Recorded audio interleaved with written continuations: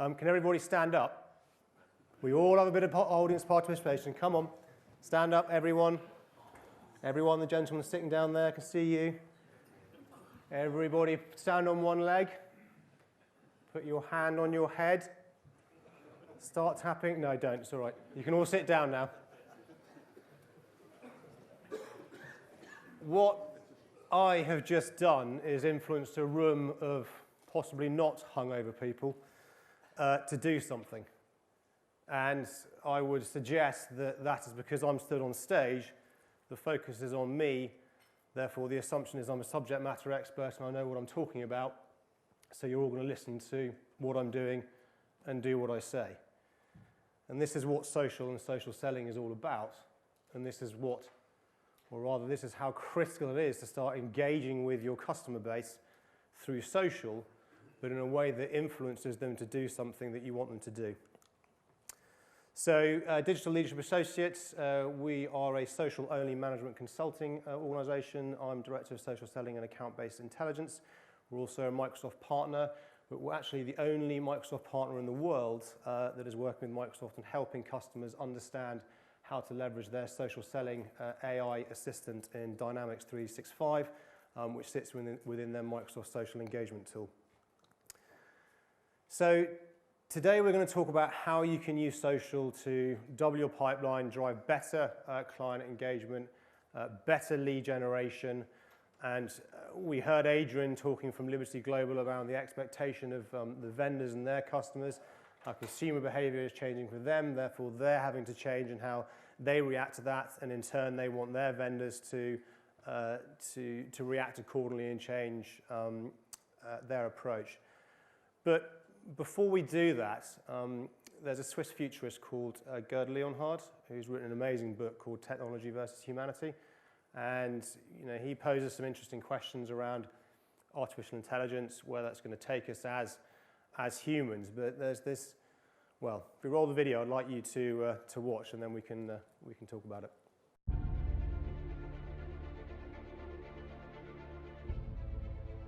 Once upon a time, business as usual was often good enough. No more. Where we are going, good enough is dead. In a world where everything is connected, where everything is equally excellent, where performance is reaching perfection, there's only one space left to innovate in: you. Right now, you are a central point in the raging tornado of change fueled by digitization, mobilization, augmentation, disintermediation, automation. Well, the list goes on. Science fiction is becoming science fact. Think about self-driving cars or computers that can learn and think. The way we work will never be the same. The skills we need will be dramatically different. Winning or losing are now happening faster than ever before. So what's your response? How will you discover new opportunities in one of the most transformational times in human history? Are you driving change, or are you being driven by it? Disruption has become the new normal. With change, it's always gradually, then suddenly, well, things really have stopped happening gradually. This change is exponential. Everything that used to be dumb and disconnected is now wired and intelligent. Cars, cities, ports, farms, even our bodies will be wired with sensors and will talk to each other. These game changers are also combinatorial. They amplify each other, creating a perfect storm of change. Quantum computing fuels big data. The Internet of Things fuels artificial intelligence and deep learning, which fuels robotics.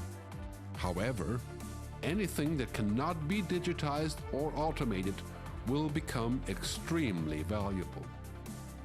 Human-only traits such as creativity, imagination, intuition, emotion, and ethics will be even more important in the future, because machines are very good at simulating, but not at being. Yes, robots and software will do some of our work, but this will allow us to focus on things that cannot be automated. To imagine change squared, you've got to start engaging more with what might be, not just with what is. Immerse yourself in the immediate future, 5 to 7 years out from today. We need to go beyond technology and data to reach human insights and wisdom. Technology represents the how of change, but humans represent the why. The future is about holistic business model. The opportunity is to be liquid, to learn just in time, not just in case, not single improvements, but complete transformations, not individual systems, but new ecosystems. Humanity is where true and lasting value is created. We will engage, relate, and buy things because of the experiences they provide, because of their transformative power. The future doesn't just happen, the future gets happened. The new way to work is to embrace technology, but not to become it. The future is in technology, yet the bigger future lies in transcending it. Let's live and lead from here. Brilliant book. Highly recommend it. You may be wondering why I showed you that video, and certainly when I sent it to Robert, he was like, what? The key aspect for that is what Gerd refers to as what cannot be digitized is where true value will be driven, and that's the human-only traits. And this is what social and social selling and engaging with your customers and your clients and your targets is all about, bringing to life in that digital context what makes you, you. Every single one of you are unique. So how are you projecting that human-only trait, that human-only nature which makes you, your organization, your business, why people should buy from you? How are you projecting that into the digital economy? So I don't know if you've seen this slide. It's been doing the rounds all year on varying social platforms, but you know, the key for me, 120 new LinkedIn accounts created every 60 seconds. Hands up, who's got a LinkedIn account? I'm hoping that was the entire room. Who's on Twitter? If you're all on Twitter, why is the Twitter feed not happening more quickly in terms of what's going on here? Who's on Tinder? No, don't answer that question. But this is where your market is. This is happening every 60 seconds. We look, WeChat's not on here. We look at what WeChat is doing as an e-commerce platform. It's got 900 million members, or 900 million users, so less than WhatsApp. But WhatsApp generates $50 million a year in revenue. WeChat is 1.8 billion. They've now opened the market into China. So I don't know if you saw, opened the market into China. They've opened the market into London. So I don't know if you saw in the press earlier this week, they are approaching market stalls in Camden, giving them WeChat so their Chinese visitors, when they come to Camden to buy their stuff at market stalls, can just tap their WeChat phone onto the WeChat pad or whatever it is and transact using their Chinese bank accounts. This is the market that we are playing in, but this is the market that you need to be engaging in as vendors of products, because this is where your market is. The biggest CRM system in the world is Facebook, 2.2 billion members and counting. Is anybody familiar with the Challenger sale process? Gartner? So they survey 3,000 buyers of B2B services across multiple industries on a regular basis, and they use this as part of their transformation process. And one of the questions they ask is, what's the driver of customer loyalty? And interestingly, over half come back saying the buying experience. So they wanted to drill down further and understand, well, what do we mean by the buying experience? And you look at the bullets. I hope all of you think that in terms of your sales collateral, your marketing collateral, how you engage with your customers, your targets, that's what you do. But if we roll back 15 years when I was in recruitment, banging out 100 cold calls a day, I still did that, but we'd probably see the inverse in terms of company and brand and impact would be much, much higher. So what got me the extra 30 seconds on the phone call with the sales director, and I recruited sales pros into the IT and tech sector, was the fact I was calling for Michael Page International, a recognized brand. I still then had to do that elevator pitch of the bullets down the side. Where we are today is brand just isn't relevant.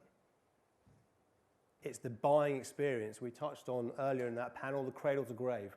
From that first touch point, when I don't have a business problem, I don't want to talk to a salesperson, I don't want to talk to an organization, that first touch point is typically going to be digital, Go to Google, read a white paper, read a blog post, read a research, the whole way through to credit control, chasing those invoices is the buying experience.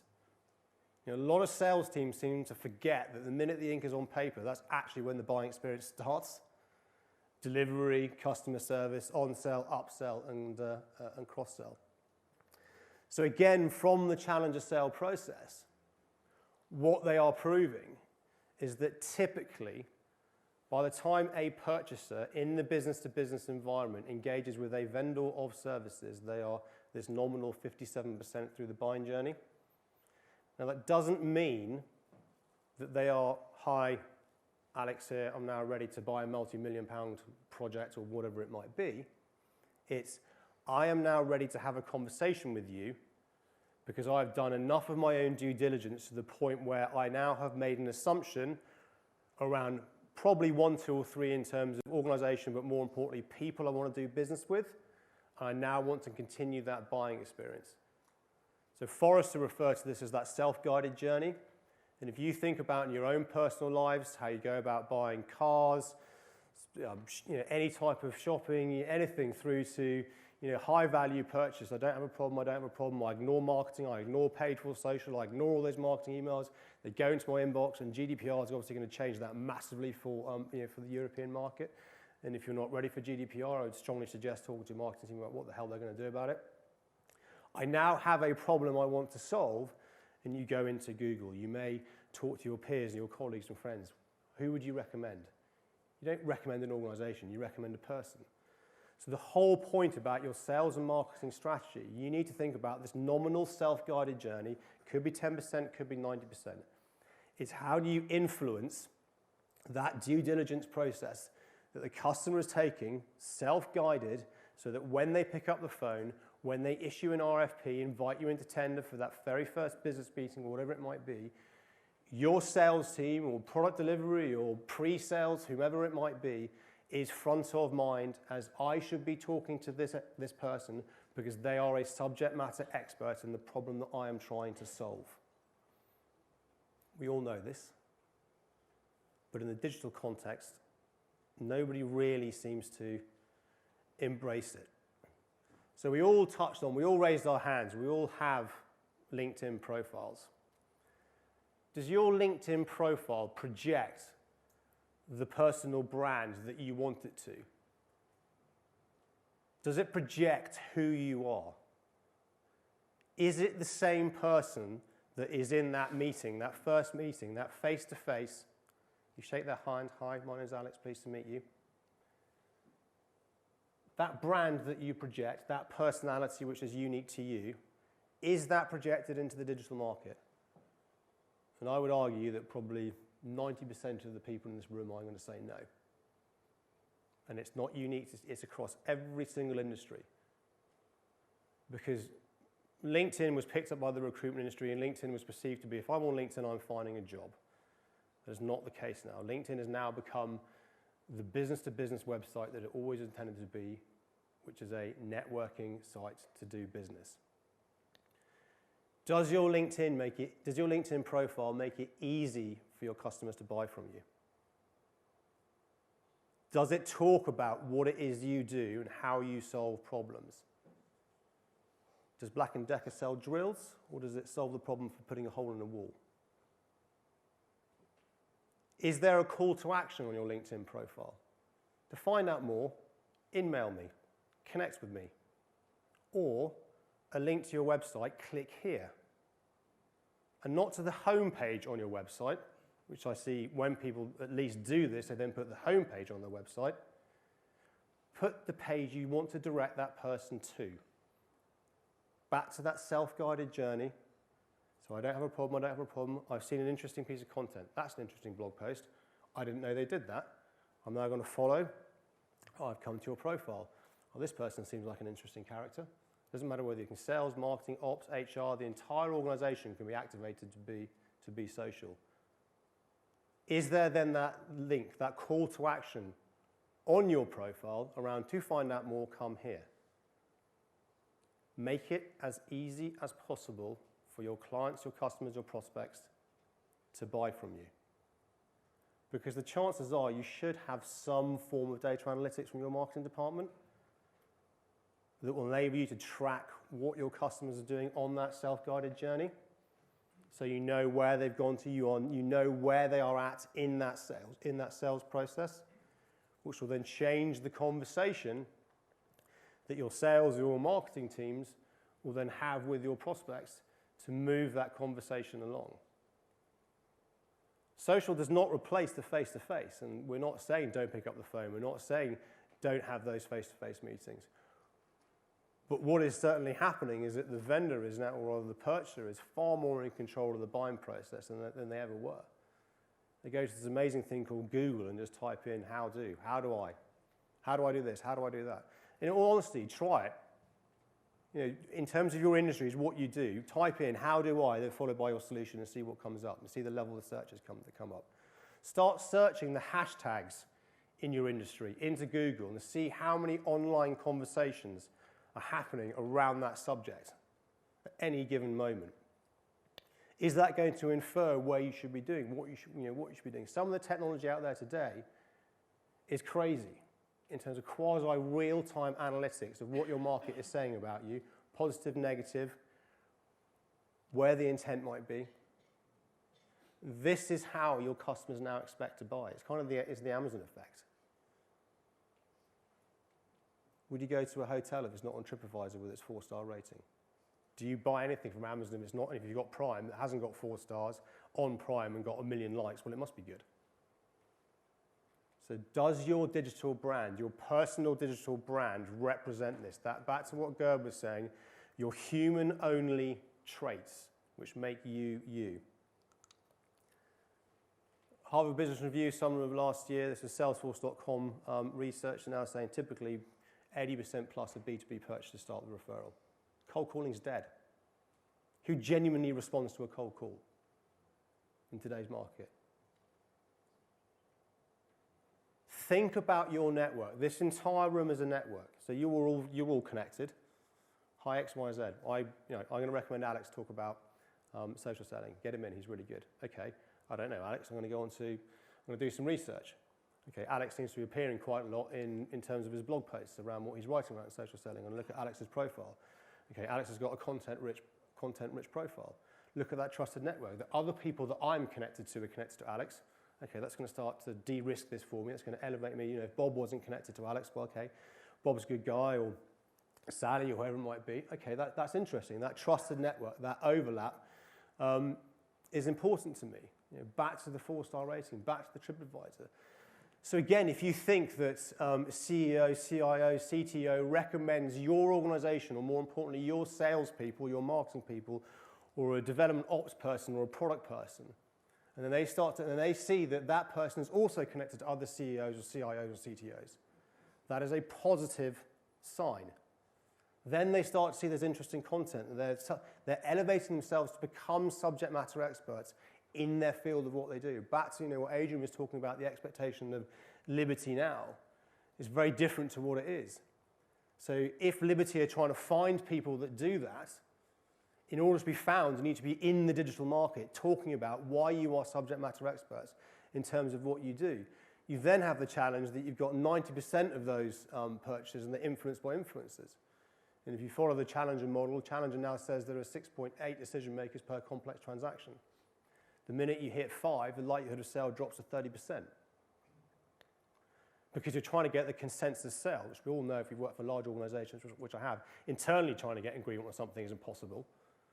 You know, getting the individual yes is easy because it's the one-to-one. But we're all risk-averse creatures, and you're sat around that boardroom, and you want everybody around that boardroom to say in unison, yes, we're going to go with this company because, yeah, was that document you shared with me, that interesting piece of research? And yeah, I know, and we're all connected, and yeah, that's right, I've heard that, and someone else has mentioned that. That is then when you've engaged social, and you've worked with sales, and you've worked with marketing to make sure that everybody knows who you are around that table.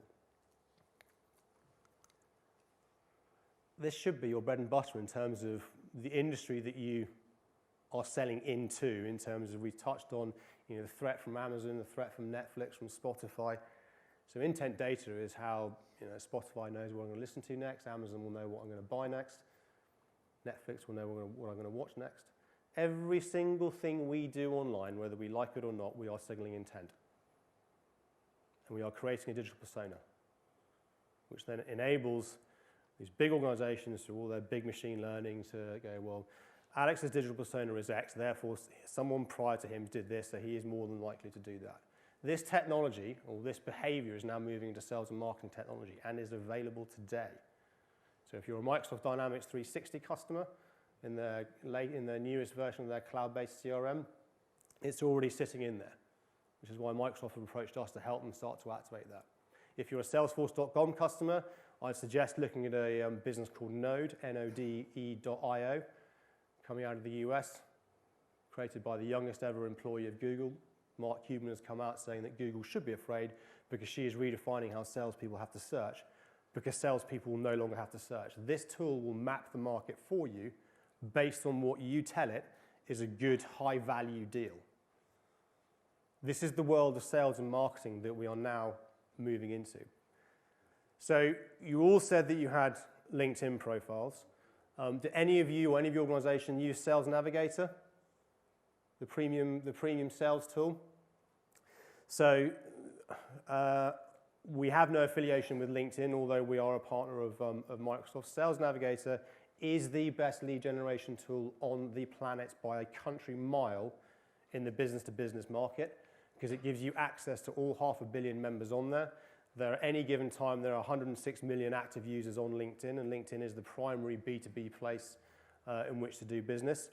So I spoke to my brother. He works for an organization in the West Coast called Grey Matter, who do some crazy stuff within your space around AI, and I'm not entirely sure. But I asked him, who are your typical buyers in the industry, and then I referenced this with Robert. So I put in this search just to try and prove from an intent data perspective that your market is active, your buyers are active in certainly on LinkedIn as a platform, let alone all the other social platforms that are out there. And these are the results that came out. So from that search, 233,000 people, so 4.7 thousand of them have changed jobs in the last 90 days. So from a sales perspective, that for me is a sales trigger. Is it a threat? Is it an opportunity? Have they come from an existing account into a new target account? Are they an enemy that's coming into an existing account? What do I then do with that?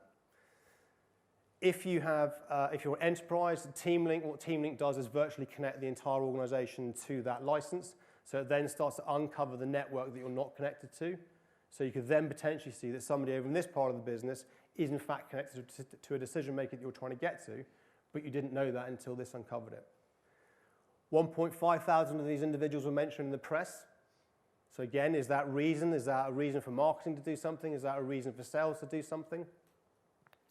23.3 thousand of these individuals posted something into LinkedIn in the last 30 days. So they actively they published something, they wrote an article, they commented, they liked, they shared. They are all showing intent. But from a sales and marketing perspective, you can start to use that data to understand what is it they're talking about. Why are they talking about this? If they're sharing interesting content or commenting content which is around a business problem your organization can solve, they are showing intent, they want help on something. And I think a very, 7.6 thousand shares experience, not necessarily that relevant, but another one is that 536 of these people follow our organization. So it will tell you who has actively followed your company. So if they've gone to your corporate page on LinkedIn and they've clicked follow, that would tell me they are following you because they are interested in the information and the marketing material that they are putting out, or rather you are putting out. So that means they are at least could be 5–10% along that buying journey. You then start to look at the really interesting intent data and data analytics that you can get from your website, from other, from other sources. If your sales team then have an opportunity, are they going to marketing and saying, right, I am meeting X organization and this person. What have they done on our website? What pages have they consumed? What have they looked at? What have they downloaded? Where have they come from? All the technology is there to do this. Is it LinkedIn? Is it Twitter? Is it Facebook? Is it email? Is it a seminar? Doesn't matter.